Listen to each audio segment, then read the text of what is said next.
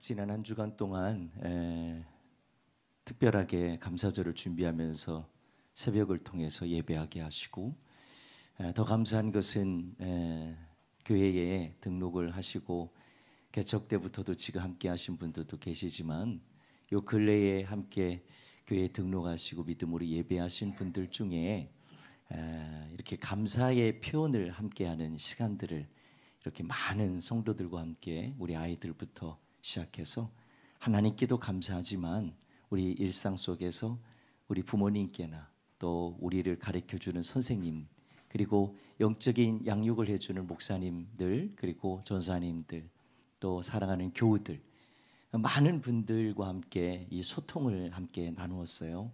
그러니까 주님께 감사해야 될 일들도 중요한데 우리 그런 감사 너무 귀한 것을 우리 알고 있지만 우리 가까이 살고 있는 식구들 우리 함께 감사를 나누는 시간들을 가져보자고 그렇게 해서 함께 나누었는데 많은 분들이 또 많은 아이들이 이렇게 서로에게 또 은혜를 나누고 함께 했던 시간들을 기억하면서 너무 행복하고 또 감사했어요. 어떤 분이 그런 이야기를 해요. 목사님 매번 예배를 드리고 또 믿음으로 살면서 우리가 이렇게 표현하는 거 하나님께 감사합니다 라고는 하는데 정작 내가 목회자와 함께 더불어서 말씀 듣고 내 영적인 삶을 이렇게 지도해 주는 목회자에게 어떻게 감사의 마음을 이렇게 표현할 수 있는 이런 시간들을 못 가졌었는데 이번에 이 기회를 통해서 함께 감사한 마음들을 나누게 돼서 너무 감사하다고. 근데 제가 그 마음들을 문자를 보면서 느끼게 된 것이 그 마음들이 그대로 진실하게 느껴졌다는 거. 또 그 마음들이 느껴진 것을 나 혼자 그냥 끝나는 게 아니라 저도 함께 그 고백을 성도에게 혹은 직분자들에게 또 아이들에게 그걸 나누면서 아주 특별했던 시간들을 이렇게 보내게 됐어요. 감사절 하면 주신 것이 뭐가 있지? 이렇게 따지다 보니까 하나님이 내게 해주신 것이 뭐가 있을까 따지다 보니까 이게 횟수가 많지가 않은 거예요. 우리가 생각하는 건 특별한 굉장히 서프라이즈한 이런 기대가 내가 생각했던 기대보다 더 많은 것 상상할 수 없는 것들을 기대하다 보니까 그것이 아니면 우리가 감사한 조건들은 없는 거예요. 우리가 찬양했던 고백들을 다 보면 하나님이 우리 가운데 행하신 일들 참 많잖아요. 믿어지시는 분들 한번 아멘 한번 해요. 맞아요. 우리가 그냥 거저 살아오는 게 아니잖아요. 내가 숨 쉬는 거 거저 숨 쉬는 게 아니잖아요. 우리가 하루하루 살아가는 거 내가 건강해서 사는 것 같지만 아니요. 정말 하나님의 은혜가 아니면 이거 정말 감사할 수 없고 이 은혜를 고백할 수 없잖아요. 그러니까 하나님이 함께 한다는 게 우리의 인생의 최고의 복이고 그 하나님이 나와 함께 한다는 것을 깨달을 수 있는 게 복이고 이게 믿어지는 게 복이고 그 하나님과 화목하여 살 수 있는 게 복이고 아멘. 그러고 보니까 정말 감사하지 않는 일들이 뭐가 있을까? 모든 게 다 감사한 거. 사도 바울이 그랬어요. 나의 나된 것이 하나님의 은혜라고. 그 말이 우리는 좋아서 고백을 했지 진짜 그게 사도 바울의 심정으로 그게 내 고백이 됐다고 하는 사실에 대해서 고백을 하면 오늘 나의 나된 거 진짜 내가 건강해서 이렇게 살아왔고 내가 잘나서 이렇게 되어왔고 내가 많이 알아서 이렇게 되고 내가 특별해서 재능이 있어서 이런 것만 생각했는데 그것조차도 다 하나님의 은혜다. 이걸 깨닫고 나니까 하나님의 은혜 아닌 게 어디 있겠어요. 다윗이 고백했던 말이 오늘 아침에는 좀 묵상이 됐어요. 하나님의 은혜를 세려고 해보니까 셀 수가 없더라는 거예요. 그러니까 셀 수 없을 만큼 하나님의 은혜를 그는 가지고 있었다는 건데 그럼 저와 여러분들은 다윗과 다른 게 뭘까요? 다른 것을 생각해 보니까 특별하게 다르지 않아요. 그는 왕이었고 나는 왕이 아니다라는 것 그것이 다를까요? 근데 하나님의 은혜를 알고 다윗이 고백한 내용들을 보면 내가 왕이어서 감사한 게 아니고요. 내가 부귀영화를 누리기 때문에 감사한 게 아니고요. 내가 무슨 특별한 자리에 있기 때문에 내가 감사한 게 아니라는 거예요. 그가 감사할 수 있었던 건 오직 유일하게 한 가지예요. 하나님과 함께하는 것이 감사. 그러니까 하나님이 모든 것을 이루시고 계시다는 사실, 나를 이끌고 계시다는 사실, 나를 인도하시고 계시다는 사실, 이걸 알고 나니까 감사하지 않은 게 어디 있을까? 그래서 하나님의 은혜를 세고 싶었는데 셀 수가 없더라는 거예요. 그런 사람이 살아오면서 원망 불평을 하나님께 쏟아냈을까요? 하나님께 그 감사를 어떤 특별한 절기에만 하나님께 감사를 했을까요? 제가 볼 때는 그렇지 않을 것 같아요. 왜냐하면 제 확신이 아니라 다윗이 고백한 내용들을 보니까 다 모든 것이 하나님의 은혜로 특별한 순간과 상황만이 아니라 그것이 뭐 좋은 일만 있는 것이 아니고 고난의 때도, 이따 설교 시간에 말씀 시간에 좀 더 구체적으로 나누겠지만 그렇지 않은 고난의 시간에도 하나님께 감사할 일들이 너무 많은 거예요. 저는 그러고 보니까 이 다윗이 왜 그토록 하나님의 은혜를 감사로 표현할 수 있었을까라고 했을 때 제가 한번 이렇게 묵상이 됐어요. 오늘 아침에는 하나님이 그의 인생의 전부였다. 그런 결론이 나오더라. 하나님이 그의 인생의 전부였다. 여러분들 한 주간 감사절을 준비하면서 지난 6개월 저와 여러분들의 인생 전체를 생각해 봤을 때 하나님의 인도를 받고 산 것이 얼마인가요? 또 그 은혜를 살려고 했던 것이 내가 원해서 이루어진 것만 살려고 하지 말고 진짜 모든 순간순간을 하나님의 은혜로 이루어졌다는 걸 생각했을 때 그 은혜를 기억하고 감사하고 그를 인정할 수 있는 것이 얼마나 되실까요? 저는 오늘 제목을 그렇게 잡아봤습니다. 무엇을 감사해야 하나요? 감사절이 됐으니까 감사를 억지로 지어 짜보니까 지어 짜려고 해보니까 생각하니까 어려운 거예요. 근데 다윗처럼 모든 것이 다 그의 인생에 하나님이 전부였다라고 생각하니까 감사한 내용들이 어떤 특별한 것만이 아니라 모든 숨쉬는 것, 자기가 살아가는 모든 것들, 그가 경험하는 모든 사건들이 자기에게 맞춰진 인생이 아니라 하나님께 내 인생을 맞췄더니 하나님이 그의 인생을 책임져 주시고 인도해 주시고 역사해 주셨다는 거예요. 그러고 보니까 그의 인생이 진짜 거짓이 아니라 진실하다는 것이 느껴지는 거예요. 왜? 하나님이 전부니까. 자기가 사랑하는 사람이 전부라고 믿잖아요. 자기가 의지하는 사람이 전부라고 믿잖아요. 그러면 여러분들 그 의지하고 사랑하는 것이 전부라고 믿는 하나님이 그의 인생을 도우시고 책임진다고 생각했을 때 그 마음들을 생각해 보니까 그의 인생의 전부는 오직 하나님 외에는 다른 것이 없는 거예요. 여러분들 무엇을 감사해야 하나? 다윗은 어떤 특별한 걸 감사해서 감사합니다 이게 아니라 모든 것이 감사. 우리 사랑하는 성도들이요, 저는 우리 사랑하는 모든 이들의 마음속에 목사님 다른 교회들은 맥주감사주의를 안 하던데요, 추수감사절 한 번 하던데요, 그런 분도 있어요. 우리 지방에도 그런 교회들이 여러 교회 있고요. 저도 그걸 특별하게 없는 걸 있다고 할 수는 없으니까 그런 교회들이 감사절을 추수감사절 한 번으로 드리는 교회들이 많아요. 그런데 성경을 보니까 추수감사절 외에 이 맥주절에 대한 감사에 대해서는 고백을 하나님이 명령한 고백이 굉장히 많아요. 근데 왜 하나님이 명령하신 말씀들에 대해서 어떤 거는 지켜도 되고 어떤 거는 지키지 않아도 될까? 이거는 뭔가 맞지 않아도 너무 맞지 않아요.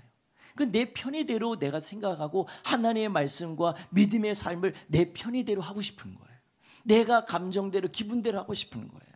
내가 원하는 것만 하고 싶은 거예요. 아니요, 하나님을 믿는 믿음은 내가 원하는 것만 하거나 내가 하고 싶은 것만 하는 게 아니에요. 기도도요, 말씀도요, 예배도요, 믿음의 삶도요, 모든 것은 하나님의 명령, 하나님의 살아계심을 인정하는 자들이 온전한 믿음의 삶을 살아가는 거예요. 근데 이 믿음의 관계가 된 그 사람이 하나님의 명령을 어길 수가 없죠. 성경에 보니까 출애굽기 23장 16절에 보니까 맥주절을 지켜라. 맥주절을 지켜라. 이스라엘 백성들에게 맥주절을 지켜라. 이는 네가 수고하여 밭에 뿌린 것의 첫 열매를 거둡니다. 그러니까 첫 열매라고 하는 것에 대해서 보니까 이 맥주절은 모리 농사를 짓거나 밀 농사를 져가지고 이거에 대한 열매를 하나님께 드린 거거든요.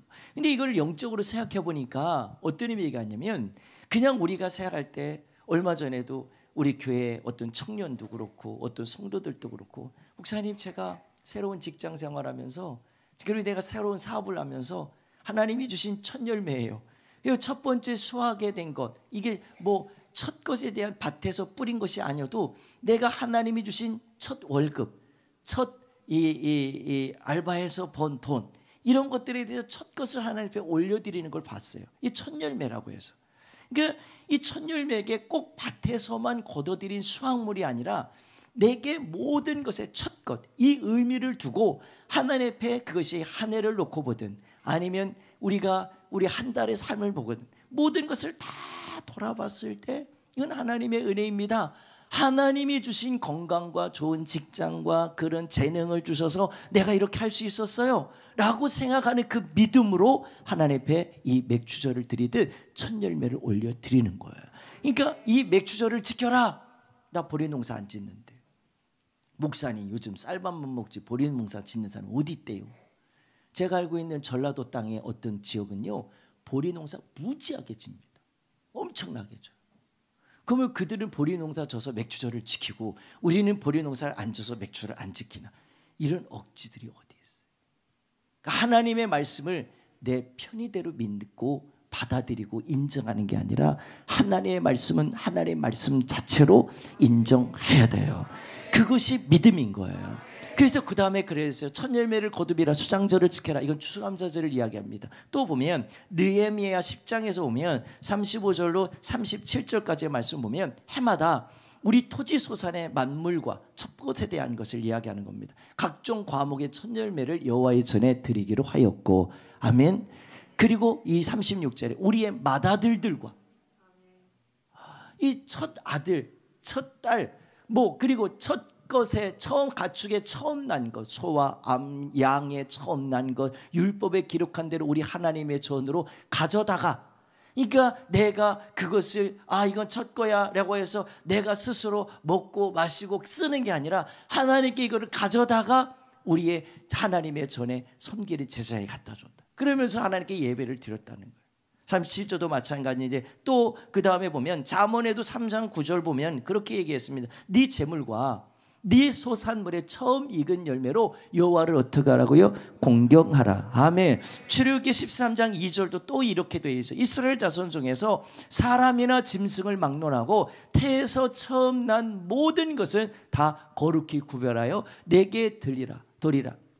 이는 내 것이라 하신다. 하나님의 것이라는 첫 것은, 아멘. 와, 하나님의 것이라고 첫 것을 인정할 만한 믿음을 우리 얼마나 갖고 있을까 싶습니다. 네, 여기 27장 16절에 또 그런 얘기를 하죠. 오직 가축 중에 처음 나는 것은 여호와께 드릴 첫 것이다.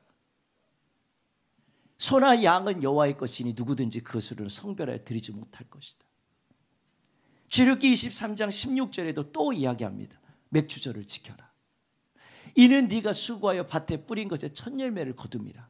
또 이 신명기 16장 19절에도 또 비슷한 얘기를 또 하죠. 또 뭐라고 하냐면 너는 재판을 굽게 하지 말며 사람의 외모를 보지 말며 또 뇌물을 받지 말라. 뇌물은 지혜자의 눈을 어둡게 하고 의인의 말을 굽게 한다. 그러니까 이 모든 것들을 다 보면 하나님께 드려진 모든 것들, 이런 모든 판단들, 모든 일들 다 하나님께 주신 은혜라는 것을 믿고 하나님의 말씀대로 순종한 자들에게 주신 능력이고 은혜이고 축복인 줄 믿으시길 바라요.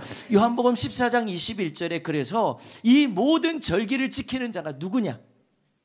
여기 정확하게 이렇게 얘기해요. 주님은 뭐라고 그러냐면 한번 같이 읽어보겠습니다. 시작.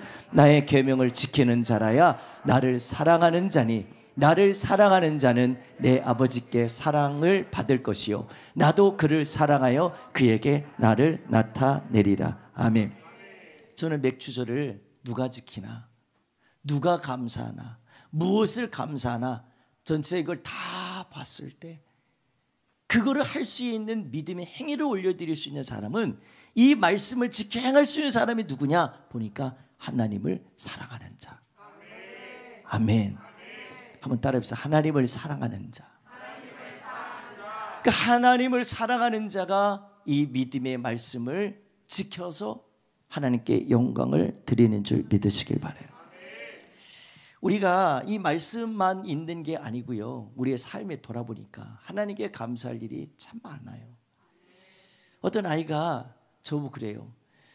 그 문자를 보내왔어요. 목사님, 감사하다는 거요. 뭐가 감사하냐 그랬더니, 목사님 매일 아침마다 말씀 전해주시고, 그러니까 걔는 아침 예배는 내가 인도하지 않아요. 문미술 목사님 인도하거든요. 근데 문미술 목사님한테 보낸 걸 나한테 또 보낸 것 같지는 않고, 근데 이제 얘는 생각하는 게 그거예요. 목사님도 새벽 예배를 인도하시니까 새벽 예배에 대해서, 그에 대해서 매일 말씀 주셔서 감사하고, 나한테 했다는 걸 느낀 게 뭐냐면, 목사님은 차량 운행해 주시잖아요. 그래갖고 거기다가 나한테 보낸 거구나, 이렇게 생각이 들었어요. 매일 아침마다 아이들이 와서, 우리 밑에 지금 오늘 정말 죄송한데 주일을 여태까지 일을 안 했어요. 하지 말라고 그랬어요. 근데 너무 사정을 했어요 지금. 그래서 오늘 안 끝나면 이 일을 다 끝내지 못하고 갈 상황이 돼가지고 오늘 부득이하게 지금 저분들이 일을 하게 됐는데, 그분들이 그런 얘기를 해요. 목사님, 자동문 고치러 오시면 하시는 분이 그런 얘기를 하는 거예요. 아니, 애들이 어떻게 아침에 이렇게 와서 교회 와서 뭐하고 간대요 이러더라고. 그래서 저한테 그러는 거, 그래서 애들이요 예배하고 가요. 예배요? 그분도 예배를 드린다는 건 아는 분이에요. 그러니까 뭐 예배를 드리냐고 묻더라고. 그래서 예배요, 다른 거 드리지 않고 아이들이 인성교육도 하고 영성교육도 하고, 아이들이 정말 세상에서 배울 수 없는 거를 여기서는 다 배운다고. 그러면서 아이들이 가장 중요한 것은 아침에 하나님을 경외하고 하나님을 믿는 믿음을 갖고 우리는 매일같이 살아야 된다, 이런 마음을 갖고 애들이 오는 거예요. 그랬더니 애들이, 우리 애들은 8시 반까지 자는데 그러더라고. 8시 반까지 자는데 어떻게 애들이 7시 45분, 40분, 30분 전에 와갖고 애들이 이렇게 와서 매일같이 비가 와도 하고 따뜻한 날도 하고 어떻게 그렇게 하냐는 거예요. 그분이 와서 한 3주 정도를 그를 설치하러 왔다가 또 중간에 또 왔다 그러면서 본 거예요. 그러니까 보신 것을 이야기를 하는 거예요.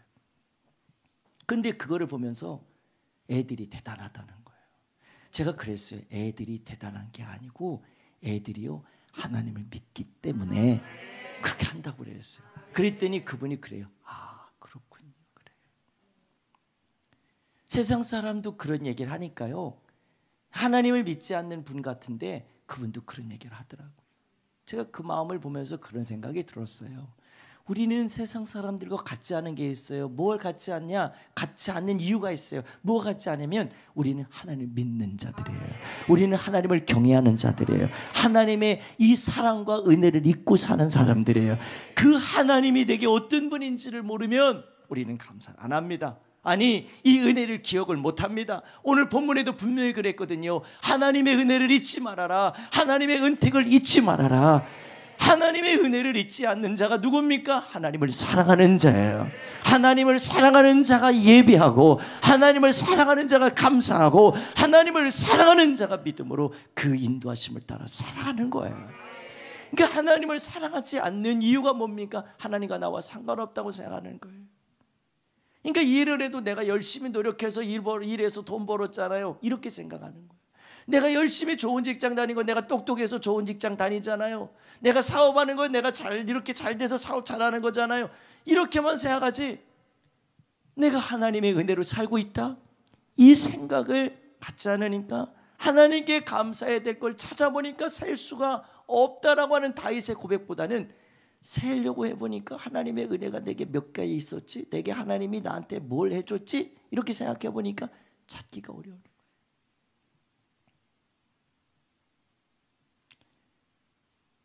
하나님을 사랑하는 자는 하나님을 날마다 존경하고 또 존중하고, 그 사람에게 표현하는 것뿐만 아니라 우리가 하나님을 표현할 때 그러죠, 경외한다 그러잖아요. 하나님의 그 경외하심, 이 경외함을 우리가 하나님께 올려드릴 수 있는 믿음만큼은 어느 누구도 정말 세상에서 표현할 수 없는 최고의 고백을 우리들이 올려드림으로 인해서 하나님께 영광 돌리는 줄 믿으시길 바라요. 저는 그러고 보니까 이번에 이 감사를 고백하고 사랑하는 자가 감사하는 걸 보니까, 이 모든 일을 보니까 이런 마음들이 들더라고요. 감사는, 따라해봅시다, 억지로 하는 게 아니다. 감사는 억지로 찾아서 되는 것이 아니다. 아멘. 억지로 되는 게 아니더라. 쥐어짜서 뭔가 몇 가지 해서 감사가 되는 게 아니더라. 저는 이번에 이 감사절을 준비하면서, 기도하면서, 말씀 준비하면서 제가 깨달은 것이 하나가 있어요. 특별한 것만 감사하려고 감사를 찾지 말고 일상에서 감사를 찾아야, 일상에서 감사라고 살아야 우리가 진짜 감사가 되겠다. 아멘. 왜 이런 마음이 들었냐면, 다윗의 모습을 보면서 그 생각이 들었어요. 다윗은 어떤 특별한 사건과 좋은 일에 감사를 하고 산 것이 아니었더라고요. 보니까 그는 쫓김의 상황 속에서도, 적들의 위협에 그 죽음을 각오한 전쟁터에서도, 그가 목동으로 일하면서도, 자기가 무슨 왕으로서 삶을 살아가면서도 모든 순간순간, 심지어는요, 자기가, 우리가 그 다윗에게 치명적인 오류가 하나 있었잖아요. 실수가 하나 있었잖아요. 죄를 지은 게 있어요. 바세바를 자기 아내를 취한 거예요. 남의 아내를 아내로, 자기 아내를 취한 거예요. 심지어는 그 아내 남편이었던 우리아를 저 전쟁터에 보내서, 최전방에 보내서 죽임을 맞게 해서 그걸 합리화시켜 버렸잖아요. 이 죄를 나단이 지적하고 나서, 지적받았던 나단에게 지적받고 나서 이 사람은 통회하며 하나님께 회개를 하잖아요.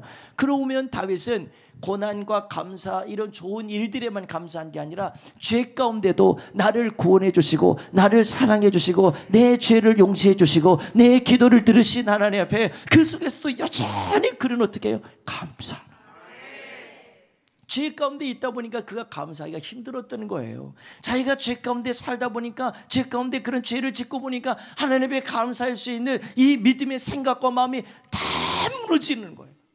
그랬을 때 그는 무너짐으로 인생을 끝나는 게 아니라, 자기가 교만해서 나는 이렇게 살아도 된다고, 왕이니까 이렇게 말하지 않고 도리어 침상이 젖도록 몇 날 며칠을 금식하며 기도했던 거예요. 왜 기도했을까? 하나님이 나를 떠나면 안 된다.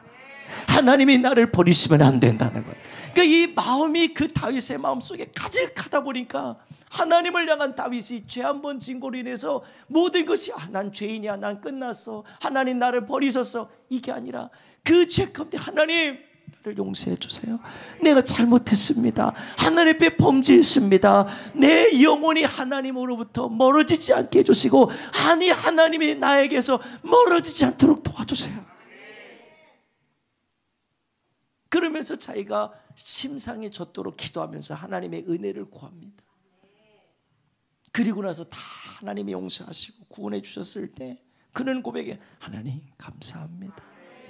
그러니까 다윗이 말할 때 하나님의 은혜를 살려 하나 셀 수 없다는 고백이, 죄악의 자리에서도, 고난의 자리에서도, 죽음의 위협 앞에서도, 그는 기쁨과 감사의 순간에서도 모든 것이 다 감사인 거야. 할렐루야.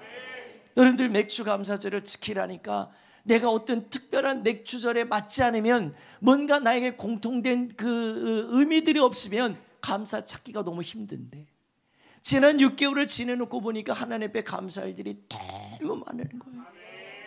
우리 가정의 자녀들을 이렇게 지켜주시고, 우리 가정의 사업장도 지켜주시고, 하나님 우리 모든 식구들 건강으로 지켜주시고도 감사하고, 무엇보다도 하나님을 예배하고 하나님께 기도하고 매일 영적인 삶을 살아갈 수 있도록 인도해 주신 하나님 감사합니다.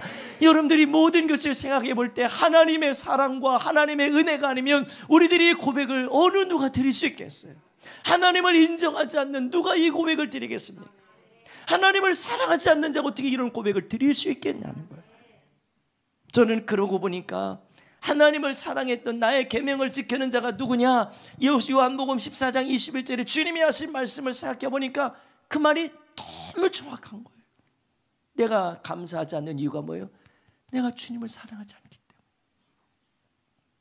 때문에. 내가 예배하지 않는 이유가 뭐예요? 내가 주님을 사랑하지 않기 때문에. 오늘 이 자리에 와 있다고 다 예배하는 거 아니에요. 오늘 이 자리에 와서 그냥 왔다 가는 사람도 있어요. 내가 하나님 앞에 예배하러 이 자리에 오는 이유는 예배하러 오는 거예요. 하나님을 경외하고 하나님의 영광과 존귀를 찬양하러 오는 거예요. 하나님이 나를 인도하신 걸 고백하고 하나님은 나와 함께 하시고 나와 함께 하실 뿐만 아니라 살아계셔 역사해 주십니다. 이 믿음이 있기 때문에 오늘도 주님 앞에 예배하면서 회복이 일어나고 예배하면서 치유가 일어나는 거예요. 예배하면서 은혜가 회복이 일어나는 거예요. 이 모든 것이 다 돌아보면 하나님 앞에 감사하지 않을 수 있는 게 어디 있겠어요? 다 감사인 거예요. 아멘. 목사님, 받은 것이 없어서 그렇지 하나님이 제게 좋은 거 줘봐요. 하나님이 내게 많은 거 허락해 줘봐요. 그럼 나도 감사할 수 있거든요. 여러분들 수준이 다르잖아요. 차원이 다르잖아요. 뭘 해줘서, 뭘 가져서, 내가 뭘 얻어서 그것 때문에 여러분들 그거 하면 그거 없어지는 순간 하나님도 잊어버리는 거예요. 이스라엘 백성들이 가나안 땅 들어갈 때 모세는 마지막 고별 설교를 했어요. 여러분들 이 광야에서는 하나님이 먹이시고 입히시고 마시게 하시고 모든 걸 다 인도해 주셨습니다. 하나님이 다 행하신 일들입니다. 기적을 다 보고 살았습니다. 그러나 여러분들이 가나안에 딱 도착해서 첫 수확물이 난 그 순간부터 하나님의 만나가 딱 끊어졌어요. 하나님이 내리신 만나가 끊어져 버렸어요. 그리고서 그 소산이 그 토지에서 나온 소산을 가지고 하나님께 분명히 그랬죠. 감사해라. 너희들 잘 되고 잘 먹고 편하고 즐거운 것 때문에 너희들 하나님의 은혜를 잃어버릴까 나는 걱정스럽다. 거기서 도리어 잘 되는 것 때문에 너희들이 하나님을 잃어버리면 잘 되는 건 복이 아니다라는 거예요. 잘 돼도 하나님의 은혜고 내가 이런 상황 속에서 하나님께 감사할 수 있는 것도 하나님의 은혜고 모든 것을 잊지 말라는 거. 뭘? 하나님이 함께 하시신다는 거. 하나님이 모든 걸 인도해 주고 계시다는 걸 잊지 말라는 거예요. 그래서 감사는 줘봐요 내가 감사하나 이게 아니라 줘봐요가 아니라 줘서 그걸 가진 사람은요 하나님께 진짜 감사 안 합니다. 그리고 그 잊어버린 그 감사를 조건을 줬는데도 그거를 줘봐요 해서 받았는데 그걸 잃어버리면 나중에 그것 때문에 그거 끝나는 순간에 하나님 앞에 감사도 잊어버리고 하나님도 떠나는 경우들이 많아요. 감사는 변질될 수가 없어요. 감사는요 상황 따라 바뀌지 않아요. 고백하지 않는 은혜를 모르는 사람도 문제이지만 예수 그리스도를 믿어도 받은 것이 없다고 생각하는 그 사람도 큰 문제인 거예요. 이건 영적으로 보면요 하나님을 무시해버리는 거예요. 하나님의 이 영광과 하나님의 존귀하심과 하나님의 이 살아계심을 인정 안 하는 거예요. 이런 믿음으로 내가 교회를 다니니까 믿음이 있는 게 아니고 내 안에 하나님은 살아계시다.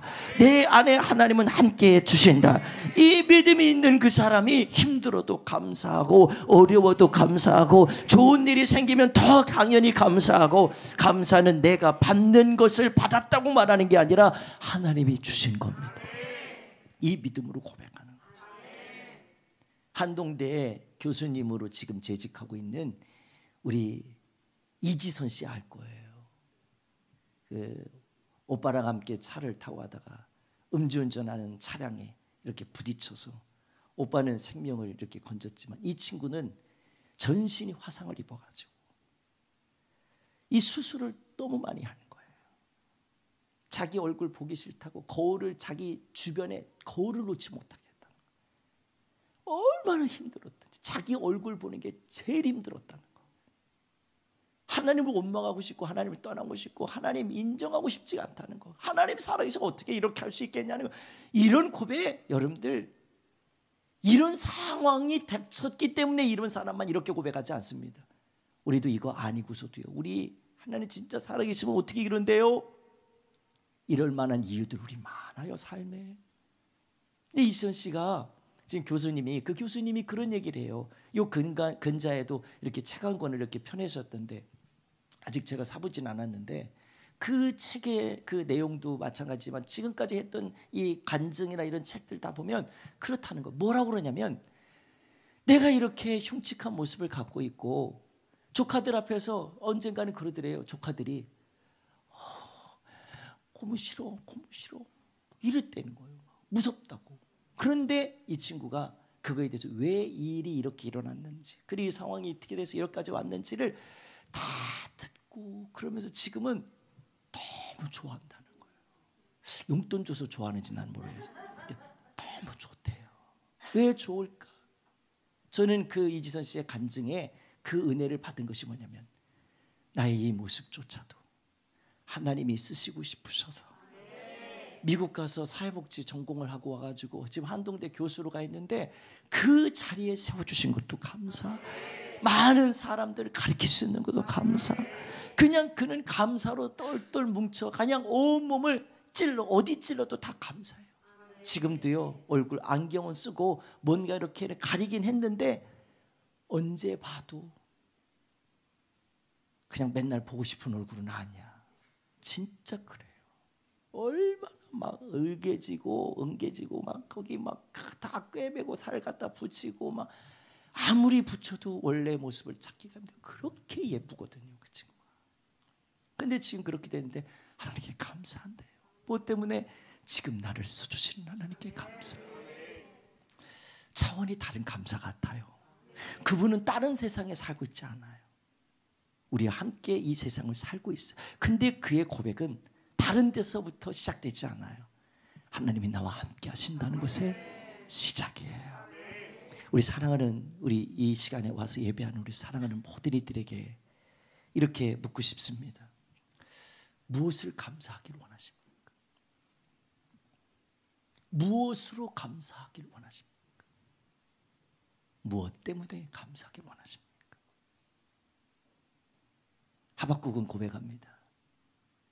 나의 우리의 외양간에 송아지가 없고 짐승이 없어도, 무화과 나무 열매가 없어도 난 하나님께 감사한다는 거예요. 아니, 없는데 어떻게 감사하냐고요. 그 없는 것을 생각하니까 감사할 수 없다고 생각하는데, 하나님이 없는 것 속에서도, 고난 속에서도, 그 적들의 위협 속에서도 하나님의 인도를 받고 산다고 하는 확신이 있는 사람은요, 원망하지 않고 하나님이 어떻게 살아계시 이룰 수 있습니까? 따지지 않고 하나님 앞에 감사하더라는 거예요. 여러분들, 어떻게 이런 감사가 생길 수 있을까? 아무리 생각해도 내가 생각하는 감사의 차원은 너무 다른 것 같아요. 근데 그들의 고백은 여전히 공통적인 것이 하나가 있어요. 그게 뭐냐면, 하나님이 나와 함께 하시기 때문에 감사. 저는 한 3년 전인가 여러분들에게 추수감사 설 때 그 간증을 한번 했던 적이 기억나는 것 같은데요. 헬렌 켈러에 대해서 간증했던 것이 나실지 모르겠어요. 그냥 처음 듣는 것처럼 들어보세요. 그 헬렌 켈러가 그랬어요. 뭐라고 그랬냐면, 자기가 생각할 때 아무리 생각해도 자기는 삼중고를 겪었잖아요. 근데 그 사람은 이 보기는 봐도 듣는 거나 말하는 거나 이렇게 뭐 어떤 것 하나 자연스럽지 않은 사람이에요. 그런 장애를 갖고 있는데, 그 장애를 갖고 있음도 그렇다는 거예요. 이 헬렌 켈러가 88세까지 장수를 했는데, 노년에 자기가 이런 고백을 들었다는 거예요. 어떤 사람이 와서 그랬대요. 당신은 보통 사람들이 상상하기조차 어려운 고통 속에서 일평생 살아왔습니다. 그것 때문에 하나님께 원망하신 적은 없습니까? 여러분들 참 기자들이 물어도 꼭 이런 것만 꼭 물어요. 하나님이 하셨네요. 주님의 은혜예요. 이렇게 고백하면 얼마나 좋아요. 그런데 그렇게 살아오면서 88세까지 살아오면서 당신은 하나님께 원망해 본 적은 없습니까? 그런 고난을 주고 자기가 말도 못하고 듣지도 못하고 뭐 그런 것 이런 것 저런 것 다 생각해 보니까 이 삼중고를 겪던 인생을 88세까지 살면서 하나님을 원망해 본 적이 없습니까? 그랬더니 그가 이렇게 얘기했대요. 참으로 나의 인생은 아름다웠다고 이야기하면서 그렇게 했대요. 없습니다. 나는 하나님께서 내게 베풀어 주신 은혜를 생각하면서 감사하게 해도 시간이 부족합니다. 참 이런 것들은 좀 내가 감사할 조건이 충만했을 때 이렇게 당연하지 뭐 이렇게 될 텐데, 지금 나로서는 내 형편과 처지를 생각하고 상황 따라 감정 따라 바뀌어가는 내 모습을 보면 이런 감사는 좀 뭔가 차원도 다르고 뭔가 이거는 격이 다른 것 같아요. 우리 사랑하는 성도들이 어떻습니까? 특별한 것만 찾지 말고 일상에서의 감사, 삶에서의 감사. 이거를 찾아가는 사람은, 일상에서 감사하는 사람이 교회 일주일에 한 번 오든 매일매일 주님의 전을 찾든, 어떤 사람이 기도하러 오든 이런 하나님을 경외하고 하나님을 사랑하는 사람이라면 하나님 앞에 일상에 감사도 하는데, 주님의 은혜를 알고 살면 하나님께 감사하지 않을 수 있을까요? 무엇으로 감사해 고민할까요? 무엇 때문에 감사할까 고민할까요? 무엇을 인해서 하나님께 감사해야죠 고민할까요? 그런 고민보다는 마치 헬렌 켈러처럼 감사할 수 있는 시간, 아니 아무리 생각해봐도 감사하게도 내 인생은 시간이 부족한데요. 이런 고백까지 우리들이 다 드릴 수는 없을지라도 오늘 주님을 생각하면, 주님의 은혜를 기억하면 하나님 앞에 감사할 일이 참 많습니다. 시편 57편 1절에 하나님 내게 은혜를 좀 베풀어 주세요. 하나님 내게 은혜를 좀 베풀어 주세요. 그리고 57편 7절로 11절에 이렇게 얘기합니다. 하나님 내 마음을 확정됐습니다. 내 마음이 확정되었사오니 내가 노래하고 내가 찬송하겠습니다. 계속해서요. 내 영광아 깰지어다, 비파야 수고만 깰지어다, 내가 새벽을 깨우리로다. 주여 내가 만민 중에서 주께 감사하며 문나라 중에서 주를 찬송하리이다. 무릇 주의 인자는 커서 하늘에 미치고 주의 진리는 궁창에 이르나이다. 다 같이 한번 11절 읽어봅니다. 하나님이여 주는 하늘 위에 높이 들리시며 주의 영광이 온 세계 위에 높아지기를 원하나이다. 아멘. 시편 50편 23절 한 번 더 읽어봅니다. 다 같이 읽습니다. 감사로 제사를 드리는 자가 나를 영화롭게 하나니 그의 행위를 옳게 하는 자에게 내가 하나님의 뭐를 보이리라? 구원을 보이리라. 아멘. 오늘 결론을 오늘 본문의 말씀으로 읽겠습니다. 시편 150편 103편 1절로 5절에 있는 말씀 보니까 이렇게 고백합니다. 내 영혼아 여호와를 송축해라. 내 속에 있는 것들아 그의 거룩한 이름을 송축해라. 내 영혼아 여호와를 송축하고 그의 모든 은혜를 잊지 말아라.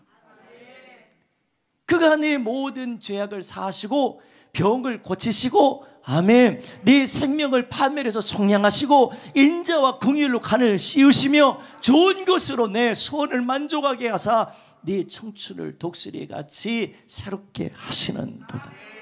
우리가 이와 같이 저주에서 벗어나게 되면 하나님의 은혜를 알게 됩니다. 또 우리가 질병에서 고침받은 거요, 내가 가난 속에서 우리들이 고통 가운데 헤매 있지만 그 속에서 모든 것들을 또 기억하게 해주신 거요, 은혜를 망각할 수 있어요. 그런데 여러분들 잃어버린 자와 잊지 않고 기억하고 감사하는 자는요, 삶의 질과 격이도 다르지만 삶의 가치와 또 함께 하신 하나님의 은혜를 절대로 잊지 않고 하나님 감사합니다. 맥주절만이 아니고 추수감사절만이 아니라 일상에서의 감사는 모든 순간순간, 모든 발걸음마다, 모든 생각마다, 모든 일들마다 그 시간이 하나님이 일하시는 시간, 하나님이 역사하시는 카이로스의 시간, 그 시간을 하나님께 인정하고 하나님이 살아계심을 인정하고 창조자님을 인정하고 그 하나님 우리 가운데 보내신 그 사랑의 절정이신 예수 그리스도를 보내주셔서 구원받게 하신 은혜를 잊지 않고, 그분이 우리를 위해서 부활하시고 죽으시고 부활하시고 다시 승천하셔서 오시겠다 하신 그 약속, 재림의 신앙을 가진 자는 그때까지 우리는 무엇을 해야 될까 생각해 보니까, 무엇을 감사해야 할까 이것을 생각해 보니까요, 그 마지막 주님 앞에 설날을 준비하는 믿음의 사람이 되셔서 그날 서기에 부끄럼 없이 우리 서야 합니다. 히브리서 9장 27절은 분명히 이야기합니다. 사람이 한 번 죽는 건 정한 이치다. 안 죽는 사람이 없다는 얘기예요. 다 죽는다. 그 이후엔 뭐가 있다고요? 심판이 있다. 뭐가 있다고요? 심판이 있다. 그 심판을 우리가 다 이제 주님 앞에 설날을 준비해야 되는데, 좋은 것으로 만족하게 무지하게 많은 걸 해주셨는데, 내 삶을 철저히 숨쉬게 하고 나를 지켜주고 인도해 주셨는데, 그 은혜를 잃어버린 자는 심판의 때가 두려울 수 있어요. 근데 그 은혜를 기억하는 사람은 심판의 때가 두려운 게 아니라, 주님 나를 불러주셔서 감사해요. 나를 택해 살게 해주셔서 감사해요. 나를 하나님 자녀 되게 해주시고 내가 구원의 기쁨을 갖고 살다가 내가 생명을 다해서 내 목숨은 끊어졌지만 육신은 땅으로 다 끝나버렸지만 흙으로 다 돌아갔지만 내 영혼은 주님이 다시 오시는 그날 신령한 몸을 입고 다 서게 해주신 그 은혜 내가 잊지 않고 기다립니다. 그때를 소망합니다. 그때를 믿고 오늘도 믿음으로 이겨나갑니다. 주님 감사합니다. 무엇으로 감사해야 하나요? 우리 무엇이라고 하는 전제를 두는 그 순간부터 하나님의 그 은혜는 나와 격이 다르게 될 겁니다. 가치가 달라질 겁니다. 무엇으로가 아니라 모든 것으로 우리는 감사해야 돼요. 모든 것으로 영광 올려드려야 돼요. 헌금 얼마를 해서 난 이만큼 액수를 했으니까 감사 더 많아요? 아니요. 우린 헌금 따위 하나 갖고 하나님이 그거 받아서 뭐 하시겠어요? 하나님이 그거 쓰시나요? 다 우리들이 쓰는 거예요. 다 선교하고 다 영혼 살리는 데 쓰는 거예요. 근데 우리들이 그거 하나 해놓고서 내가 이만큼 감사, 아니요. 하나님 우리의 마음을 받으십니다. 우리의 믿음을 받기를 원하십니다. 하나님과 함께 은혜 안에 있음을 확인하시고 은혜로 살고 있음을 증거하시고 하나님께 최상의 영광, 하나님께 속한 감사를 올려드리셔서 오늘 감사를 잃어버리지 말고 은혜를 잃어버리지 말고 내가 무엇을 많이 가졌다고 남보다 모든 것 더 많이 가졌다고 이것으로 감사의 조건이 되지 말고요. 오늘 나와 함께 하신 하나님의 은혜 때문에 나를 인도해 주신 하나님의 사랑 때문에 하나님이 나의 모든 삶을 지키시고 치료하고 역사하신 그 은혜 때문에 우리가 진정으로 감사를 올려드리는 저 여러분들이 되기를 바랍니다.